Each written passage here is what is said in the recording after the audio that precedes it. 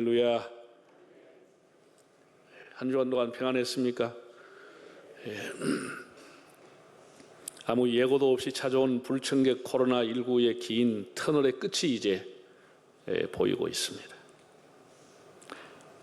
그러나 언제든지 세계적인 재난과 유행으로 찾아올 수 있다고 경고를 하는데 참 두려운 일입니다. 아마 사회의 모든 면이 코로나 이전으로 돌아가기는 힘들 것으로 보입니다. 모든 것이 리셋되어야 할 판입니다. 뉴욕대 경영대학원 누리엘 루비니 교수가 이런 말을 했습니다. 이제 대대공황의 시대가 왔다고 경고했습니다. 그는 각국의 GNP가 급감하고 세계 경제는 V자 혹은 U자, L자형도 아니고 I자형으로 수직 하강할 것이라는 비관적인 견해를 내놓았습니다. 예기치 않은 불청객이 온 세상을 발칵 뒤집어 놓은 것만은 사실입니다. 교회에서 예배드리는 풍경도 이제는 완전히 우리가 상상하지 못한 일들을 지금 하고 있는 겁니다. 오늘은 하나님의 성전과 교회가 왜 복된 곳인지에 대해서 생각해 보려고 합니다. 우리가 지난주에 교회에 대해서 말씀을 드렸습니다. 디모데전서 3장 15절을 다시 한번 화면을 통해서 읽어볼까요?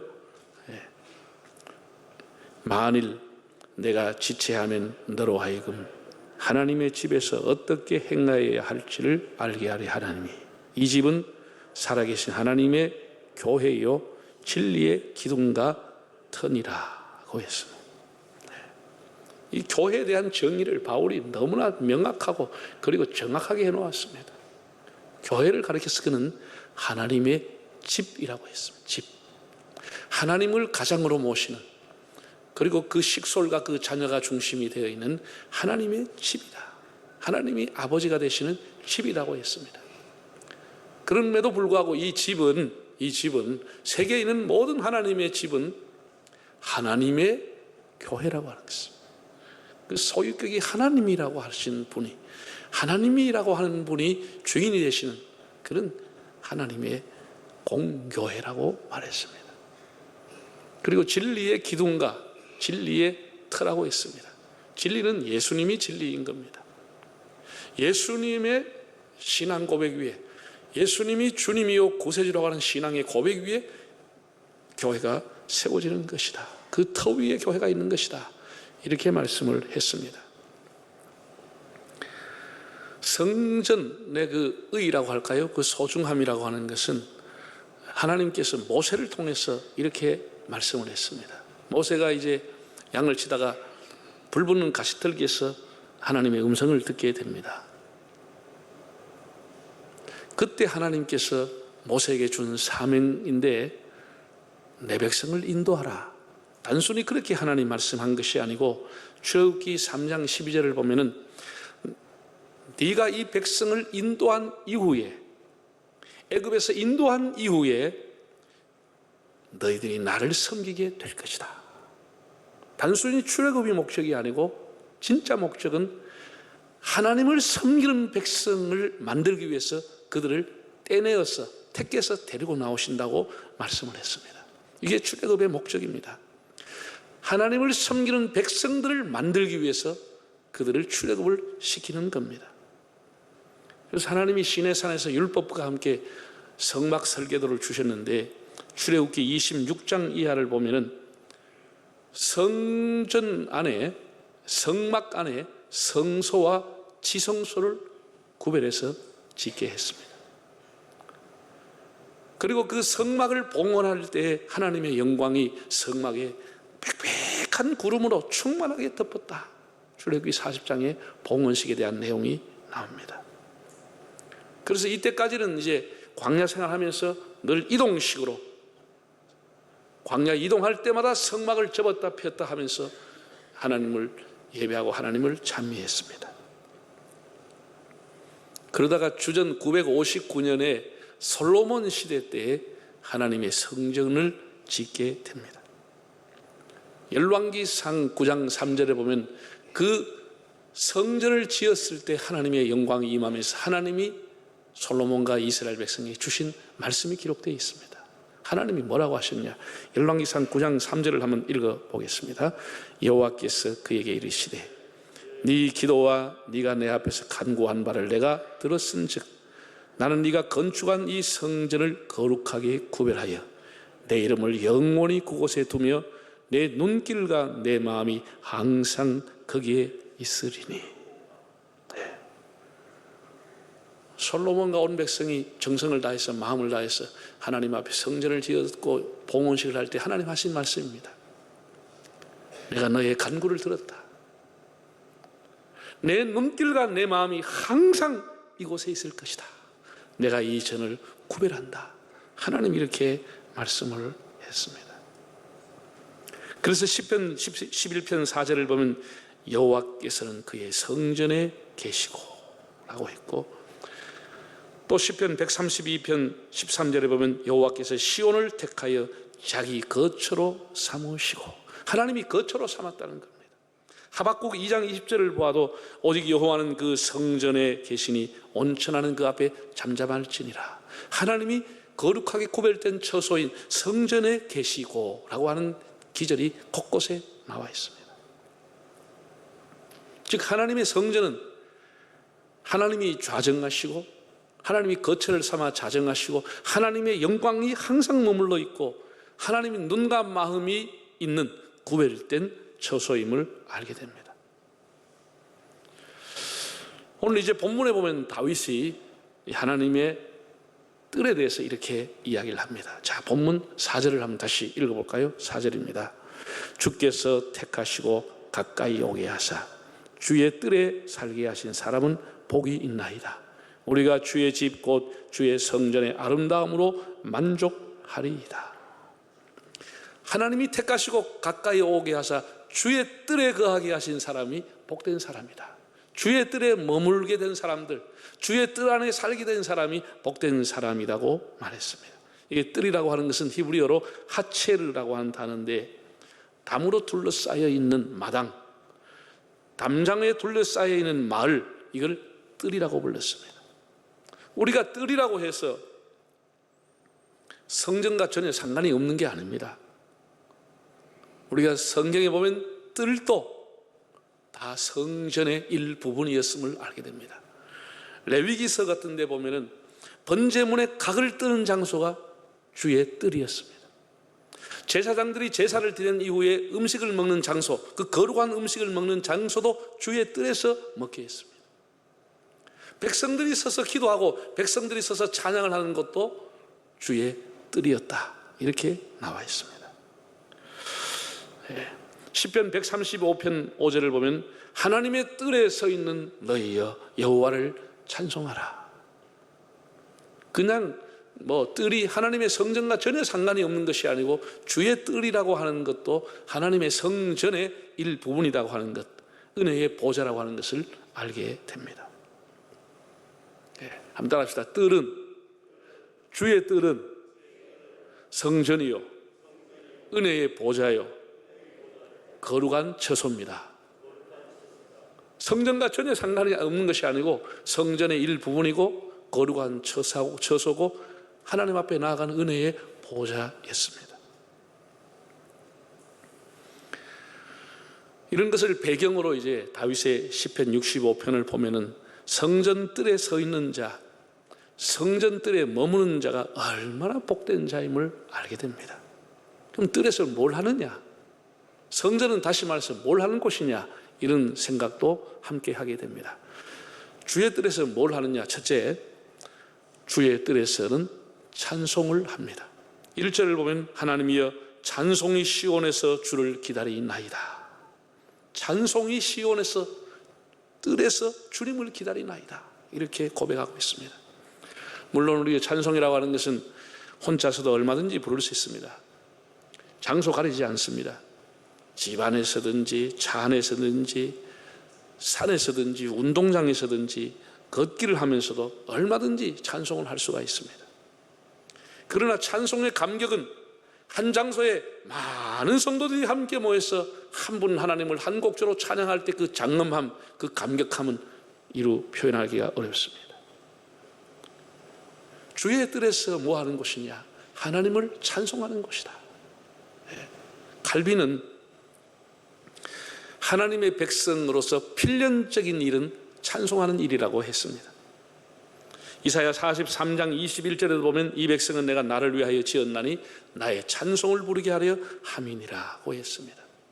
악기라고 하는 것은 악기 자체를 위해서 만들질 않습니다. 연주하는 사람이나 혹은 악기를 듣는 사람을 위해서, 연주를 듣는 사람을 위해서 만드는 것이지 악기 자체를 위해서 악기를 만들지 않습니다. 자동차도 자동차 자체를 위해서 생산하지는 않습니다. 자동차를 타는 사람을 위해서 자동차를 만드는 겁니다. 이 세상의 거의 모든 물건은 사람을 위해서 만들어지는 겁니다. 사람의 유익을 위해서, 사람의 아름다움을 위해서, 사람의 건강과 사람의 장수를 위해서 다 물건이 생산이 됩니다. 마찬가지로 하나님이 사람을 지으신 목적이 뭐냐? 하나님을 찬송하기 위해서 지었다는 것입니다. 하나님을 찬양하기 위해서. 우리가 찬송 속에는 하나님의 영광이 들어있고 구원의 은혜가 들어있고 진리의 말씀의 선포가 들어있고 찬송 속에는 하나님의 백성의 사명이 들어있고 찬송 속에는 천국을 소망하는 것이 들어있고 찬송 속에는 부활의 권능을 찬양하는 내용이 다 들어있습니다. 성경에 나오는 내용이 전부가 찬송 속에 다 들어있습니다. 우리가 찬송가에 있는 내용을 부르지만 않고 믿기만 해도 그 사람은 구원을 받고도 남습니다. 우리 예수 믿는 사람들의 특징은 찬미의 제사, 찬송의 제사를 늘 하나님께 드린다는 사실입니다.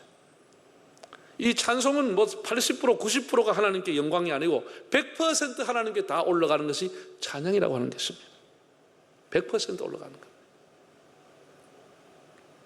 성경을 보면 찬송 부를 때 적군이 물러가고 찬송을 부를 때 옥문이 열리고 찬송이 부를 때 하나님의 영광이 드러났고 찬송이 부를 때 구원의 능력이 나타났습니다. 우리 교회 안에도 여러 찬양대, 찬양단, 기악단 여러 부서가 있었어. 우리가 하나님을 찬송하는 것, 교회 안에서 이보다 더 즐거운 일이 없습니다. 우리 모든 성도들은 천국의 찬양 대원입니다. 여러분들이 어디에 있든지 우리의 삶의 자리에서 이 주의 뜰에서 특별히 하나님을 높이 높이 찬양하는 삶이 되시기를 바랍니다. 그 다음 두 번째 오늘 본문을 보면은 다윗이 주의 뜰에서는 기도를 드리는 곳이다 라고 표현했습니다. 2절에 보면 기도를 들으시는 주여 모든 육체가 주께 나아오나이다 고 했습니다. 이스라엘 백성들은 일과를 기도로 시작하고 기도로 일과를 마치는 사람들입니다. 이스라엘 백성만큼 기도를 가까이 하는 사람들이 드물지요. 기도는 프로그램이 아니라 그들의 삶이었습니다. 그들은 국가적으로 어떤 위기가 있을 때는 미스바 광장이라고 하는 곳에 수문앗 광장이라고 하는 이 주의 뜰에 다 모여가 몇 시간이고 울부짖어 하나님 앞에 기도를 드렸습니다. 성전 안에는 아무나 들어갈 수가 없었죠. 그건 레위인이나 제사장들만이 구약시대에는 들어갈 수 있었지 성전에는 아무나 들어갈 수 없었습니다. 그래서 어디에 모이냐? 다 주의 뜰에 모여서 기도한 겁니다. 한나가 기도한 것도 주의 뜰이요, 다윗 왕이 히스기야 왕이 기도한 것도 주의 뜰입니다. 느헤미야가 기도한 것도 주의 뜰이었습니다.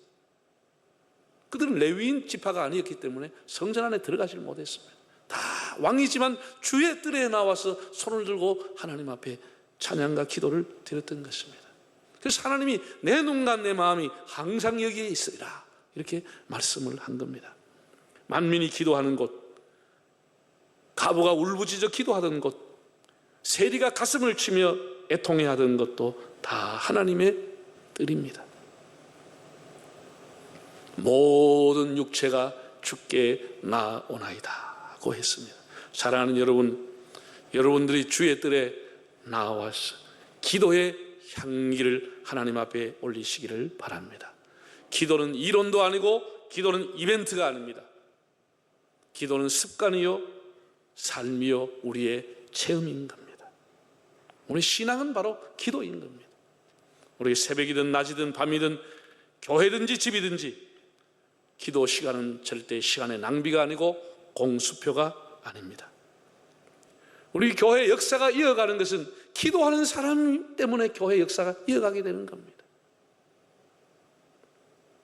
여러분, 기도로 시련을 극복하고 기도로 담장을 뛰어넘고 기도로 목회를 동력하고 기도로 자녀를 키우고 기도로 사업하고 기도로 승리하시기를 바랍니다.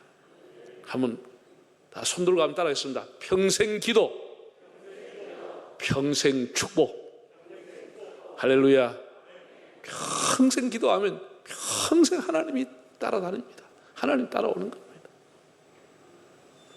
주께 고함 없는 고로 복을 받지 못하네. 사람들이 왜 복을 받지 못한다고요? 주께 고함이 없는 고로, 주께 기도하지 않기 때문에. 주께 고함 없는 고로 복을 받지 못하네. 사람들이 어찌하여 아랠 줄을 모를까. 그 찬송가 가사는 탄식하는 가사입니다. 탄식하는 가사예요. 왜 사람들이 복을 받지 못하느냐? 주께 고함이 없는 거로, 주께 기도하지 않으므로 복을 받지 못한다는 거예요. 사람들이 어째서 하나님 앞에 아뢰를 줄을 모를까? 왜 기도할 줄을 모를까? 주의 뜰은 기도하는 곳입니다. 마지막 세 번째입니다. 주의 뜰에서는 사죄의 은총을 받는 곳입니다. 3절에 보면 이렇게 기록했습니다. 죄악이 나를 이겨 싸우니 우리의 허물을 주께서 사하시리이다. 죄악이 나를 이겨 싸우니 우리의 허물을 주께서 사하시리이다. 조선어 성경을 보면은 우리가 지은 죄 힘겹도록 무거우나 당신은 그것을 씻어 주십니다고 되어 있습니다. 우리가 지은 죄가 힘겹도록 무겁지만 주님이 우리의 죄를 씻어 주십니다. 다윗은 죄악이 나를 이겼다고 표현했습니다. 그도 죄가 얼마나 무섭고 얼마나 두렵고 그 죄 때문에 얼마나 고통당하고 괴로운지를 알았습니다. 그래서 죄를 멀리하고 죄를 짓지 않으려고 힘을 쓰고 애를 썼습니다. 그럼에도 이 죄가 얼마나 질기고 얼마나 강한지, 얼마나 뿌리가 깊은지, 죄의 뿌리가 깊은지, 얼마나 죄가 유혹을 하는지 의지만 가지고 결심만 가지고 될 수 없다고 했습니다. 죄가 자기를 이겨버렸다고 했습니다. 여러분, 술 중독, 인터넷 도박 중독하는 사람들, 이번에 사회적인 문제는 N번방의 이런 성적인 유혹, 하나님을 멀리하고자 하는 세속적인 마음, 온갖 탐욕과 유혹들 정말 질기게 우리를 식덩이처럼 더 우리를 칭칭 감아서 우리를 땡겨가는 겁니다. 그 유혹이 얼마나 강하고 얼마나 질기게 우리를 붙잡아 메고 가는지 모릅니다. 다윗 같은 사람도 죄에게 졌다라고 고백했습니다. 죄가 나를 이기어 싸우니 라고 했습니다. 허탈하지요. 후회스럽죠. 맥이 풀리죠. 자신감이 사라지죠. 자신의 무능을 절감하죠. 깊은 좌절로 그는 죄가 나를 이기어 싸우니, 죄 앞에 무너졌다고 통탄한 것입니다. 이렇게 죄 앞에 무너지고 애통함과 낙담하고 있을 때 그는 다시 용기를 내서 주의 뜰에 나아가 회개하고 애통할 때 하나님이 나에게 사죄의 은총을 주셨나이다 라고 고백을 했습니다. 용서함을 받은 감격이 주의 뜰에서 일어난 것입니다. 사죄의 기쁨, 주의 뜰에서 용서를 받았다고 그는 고백을 했습니다. 우리의 죄짐을 대신 지시고 십자가를 지신 어린 양 예수님, 먹보다도 더 검은 우리의 죄를 눈철처럼, 눈과 같이 양털처럼 희게 해주시는 주님의 은혜, 예수님의 뜰 안에서, 주님의 뜰에서 늘 사죄의 기쁨을 누리는 여러분 되시기를 바랍니다. 사랑하는 여러분, 그래서 오늘 이 말씀이 얼마나 귀한지, 그래서 바울이 주님의 뜰에 택함을 받은 사람이 얼마나 복된지를 말하고 있는 겁니다. 자, 4절을 우리 다시 한번 이제 읽어볼까요? 4절입니다. 주께서 택하시고 가까이 오게 하사 주의 뜰에 살게 하신 사람은 뭐가 있다고요? 복이 있나이다. 우리가 주의 집 곧 주의 성전의 아름다움으로 만족하리이다. 하나님이 택하시고 주의 뜰에 가까이 오게 하신 이 사람은 정말 복된 사람입니다 라고 고백을 한 겁니다. 거기는 주의 뜰에는 찬송이 있죠. 주의 뜰에 기도가 있죠. 주의 뜰에는 사죄함을 받는 기쁨이 있기 때문에 그 주의 뜰에 가까이 오게 하신 사람, 그 주의 뜰에 머물게 한 사람이 복된 사람이라고 했습니다. 여러분, 우리 예수 믿는 사람들은 아무한테나 절하지 않죠. 우상을 섬기는 사람은 아무나 보고 뭐 산을 보고도 절하고 달 보고도 절하고 태양 보고도 절하고, 우상을 섬기는 사람 이상한 바위만 있으면 그만 그 앞에 가서 절을 하고 합니다. 우리 예수 믿는 사람은 아무데나 절하지 않습니다. 우리는 세상을 살아가면서 어떤 사람과의 관계에서 예의라든지 어떤 그런 걸 지키기 위해서 사람에게 뭐 절을 하지만은 우리가 하나님 외에는 고개 숙이지 않습니다. 절하지 않습니다. 물론 사람에게 절하는 것하고 하나님 앞에 절하는 것은 질적인 차이가 있죠. 예배라고 하는 것도 절하다라고 하는 단어에서 나온 겁니다. 하나님 앞에 절하는 시간이 예배하는 시간입니다. 왜 우리가 하나님 앞에만 고개를 숙이지요? 하나님만이 나의 왕이 되시고 하나님만이 나의 창조주가 되시고 그분만이 나를 통치하기 때문입니다. 이 세상의 어떤 권력자라도 내 인생의 불행을 막아주지 못합니다. 부모님이라 할지라도 내가 왜 아파하는지, 내가 왜 번민하는지, 내가 왜 괴로워하는지를 모르는 겁니다. 몰라요. 하나님만이 우리를 아시는 겁니다. 의사도 심리학자도 과학자도 인간을 모릅니다. 그래서 우리가 하나님만이 왕으로 모시고 하나님만 섬기는 겁니다. 지금 우리들은 예수님의 십자가의 은혜로 가까이 나오는 정도가 아니고 이 주의 뜰 정도가 아니고 성소와 지성소까지 담대하게 나오게 되었습니다. 예수님의 은혜로 우리는 그냥 담대하게 하나님 앞에 나오게 된 것입니다. 우리가 새벽이든 밤이든 누구든지 하나님 앞에 나올 수 있는데, 이 하나님의 집에서 하나님의 뜰에서 여러분의 찬송의 생활, 기도의 생활, 그리고 죄 용서의 감격을 누리시면서 주님이 주시는 신령한 은혜를 우리의 삶이 다할 때까지 누리는 은총이 있기를 바랍니다.